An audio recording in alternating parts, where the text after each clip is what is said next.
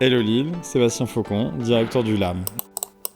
Le musée réouvre le 20 février 2026, donc dans très peu de temps. 18 mois de travaux portés par la métropole européenne de Lille pour faire du LAM un véritable lieu de vie, une véritable destination culturelle et touristique, et lui redonner tout son éclat à la fois dans son parc mais également dans son architecture.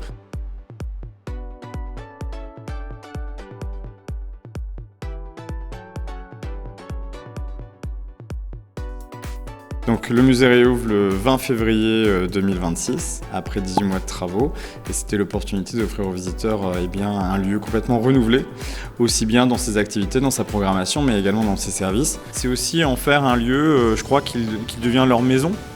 Le musée a été construit sur cette image-là. C'est un musée-parc et est un véritable enjeu pour le musée et son architecture en est le reflet avec ses nombreuses baies vitrées.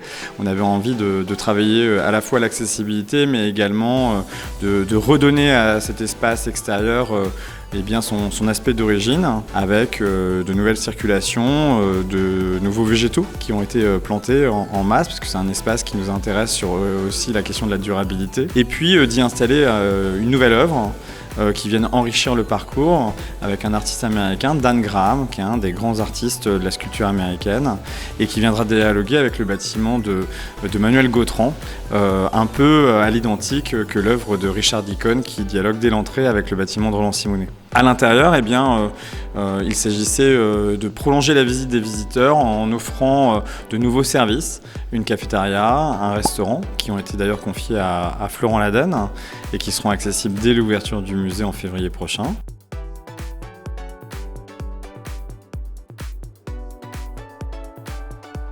Aujourd'hui, les musées, ils ont, je crois, tous intégré cette question de la gastronomie. Ça fait partie un peu des standards internationaux. Mais au-delà de ça, c'est aussi développer la question de la créativité dans le registre de la gastronomie. Et c'est des champs très connexes et qui se répondent.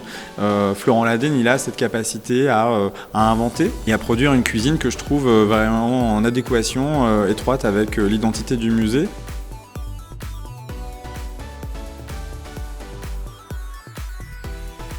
Pour cette réouverture, nous avons eu l'idée de travailler sur Kandinsky, qui est quand même une des grandes figures de l'art moderne, qui n'avait jamais eu d'exposition au LAM.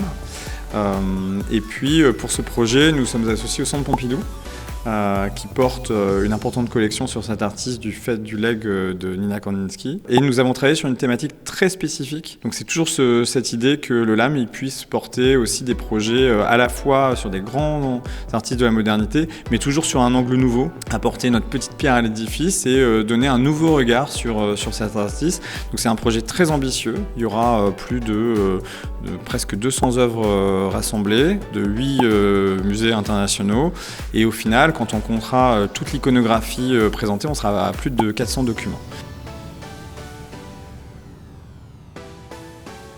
Au-delà de l'exposition Kandinsky, on avait vraiment envie de repenser intégralement la programmation avec un nouveau parcours des collections permanent qui est d'ailleurs en train de se monter derrière moi. C'était vraiment l'idée d'offrir un parcours de visite comme une exposition temporaire, qu'on puisse découvrir et redécouvrir d'ailleurs les richesses de notre collection. Donc cette thématique, c'est celle de l'obsession.